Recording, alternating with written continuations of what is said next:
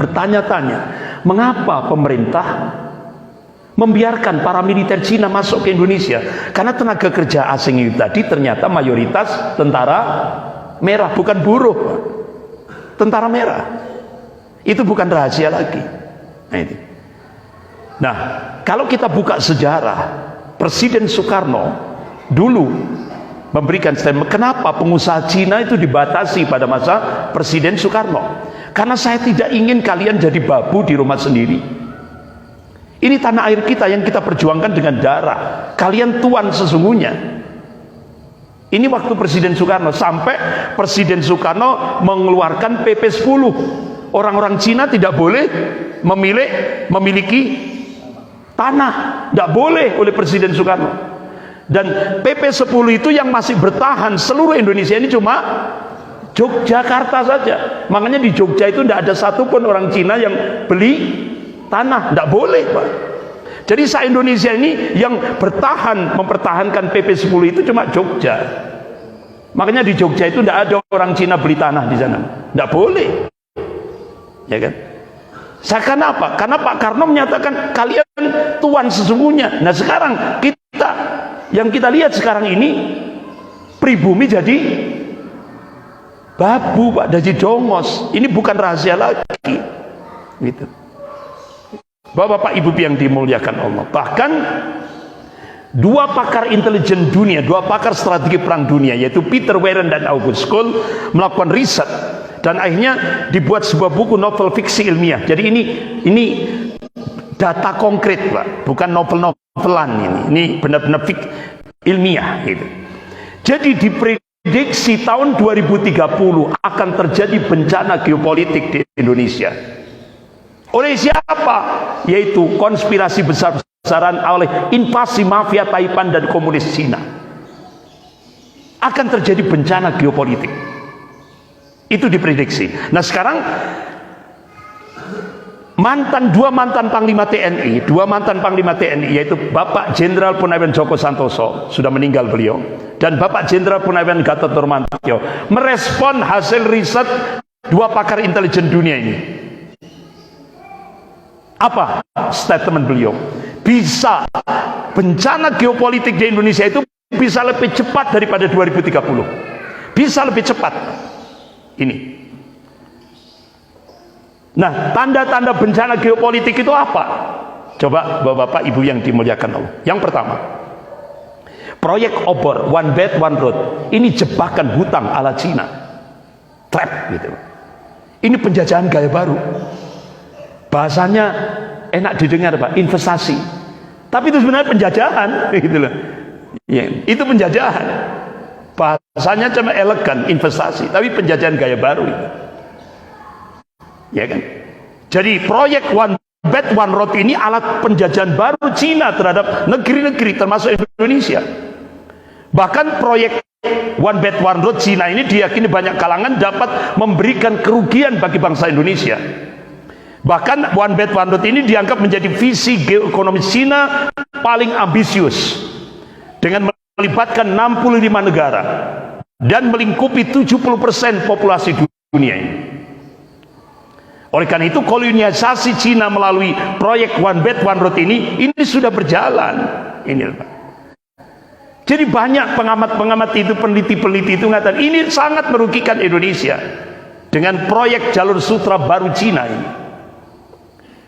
Sehingga kekhawatiran ini, Pak, kalau ini benar terjadi, maka Cina dalam jangka panjang, terutama sistem pengelolaan infrastruktur, pelabuhan, laut, dan bandara akan dikendalikan oleh pemerintah Cina.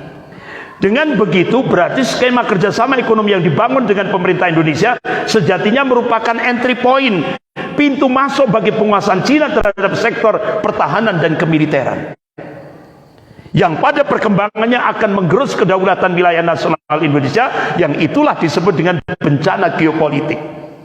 Artinya apa? Tidak ada lagi Indonesia, yang ada adalah Indo-Cina. Itu. Ini banyak sudah diingatkan, Jepang sudah memberikan warning. Contoh, Pak, contoh ini sekarang. Proyek kereta cepat Jakarta-Bandung. Ini jebakan hutang made in China. Pertama kan agreementnya itu semua pendanaan dari Cina. Tiba-tiba di pertengahan jalan ditinggal. Akhirnya Indonesia kedodoran. Akhirnya pemerintah ngambil untuk pembangunan kereta cepat, diambil dari APBN. Wah, akhirnya marah semua itu Pak. Pakar-pakar ekonomi marah semua itu. Ini jebakan ini Pak. Iya kan? Tapi Pak Mukidi memberikan statement di Jerman. Anda bisa cek ke jurnalis Indonesia, cek ke duta besar di Jakarta. Saya percaya banyak terkejut nanti ketika melihat pembangunan infrastruktur dan terutama juga proyek kereta cepat Jakarta-Bandung itu. Tapi ternyata petaka. Kenyataan di lapangan petaka, ratusan rumah warga Bandung Barat retak akibat pengeboman terowongan untuk proyek kereta cepat ini. Jalan rusak dan berlumpur di Kabupaten Purwakarta. Kemudian 3 titik tergenang banjir di tol Jakarta Cikampek kilometer 19, kilometer 34 dan kilometer 8. Pipa Pertamina meledak akibat pengeboran alat berat hingga menelan korban jiwa dan kerugian material, menewaskan 1 warga negara Cina yang ikut di pekerjaan itu. 1.400 meter sawah terbakar, 1 unit mobil terbakar. Kemudian Indonesia terjebak oleh tambahan hutang 5,50 miliar US dollar selama 50 tahun dengan bunga 2% per tahun. Sudah dibebani utang, sekarang ditinggal oleh pengusaha Cina, sehingga akhirnya diambilkan dari APBN. Sudah jatuh dari tangga ketiban tangga. Nah, akhirnya Bapak-bapak, Ibu yang dimuliakan Allah,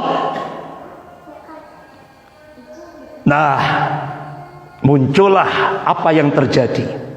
Ternyata modal kereta cepat Jakarta Bandung itu baru balik 40 tahun. Baru balik modal itu molor lagi 40 tahun. Nah, itu bisa molor 1 abad. 100 tahun baru balik modal. Nah, itulah. Berarti ini jebakan hutang Cina itu, sehingga akhirnya banyak pakar-pakar marah. Nah, Luhut Binsar Panjaitan mengumumkan bulan Juni 2023 proyek kereta cepat Jakarta Bandung akan diresmikan oleh Presiden Cina Xi Jinping. Berarti itu tanda Indonesia sudah tiba punya kedaulatan. Tapi belum masuk bulan Juni 2023 uji coba. Ini baru timik-timik loh Pak. Belum cepat loh ini. Baru timik-timik. Lepas dari rel. Sehingga akhirnya korban warga negara Cina yang ada di dalam kereta cepat itu meninggal. Kecelakaan. Lepas dari rel. Ini jalannya baru timik-timik. Belum cepat ini. Ini benar-benar proyek ambisius. Yang kedua, tanda-tanda bencana geopolitik yang kedua, investor asing dalam arti Cina untuk pembangunan ibu kota negara baru mendapatkan HGB, hak guna bangunan 160 tahun. Ini kan berarti penjajahan tanpa perang. 160 tahun HGB. Nah, itu. Akhirnya Pak Said Didu SD ini, Pak Said Didu. Ini singkatan Pak Said Didu, justru kita kehilangan ibu kota. Kenapa? Ibu kota Jakarta itu digadaikan, dijual. Kemudian pembangunan ibu kota negara yang baru di Kalimantan itu semua dibiayai Cina, dibangun oleh Cina, semennya juga dari pabrik semen Cina, semuanya buruh-buruh dari Cina. Nanti kalau sudah jadi, Indonesia wajib menyewa ibu kota itu. Nyewa. Berarti ibu kota kita Jakarta sudah hilang, kita datang nyewa, berarti kita sudah tidak punya ibu kota yang aslinya. Itu seperti itu. Nah, Bapak-bapak, Ibu yang dimuliakan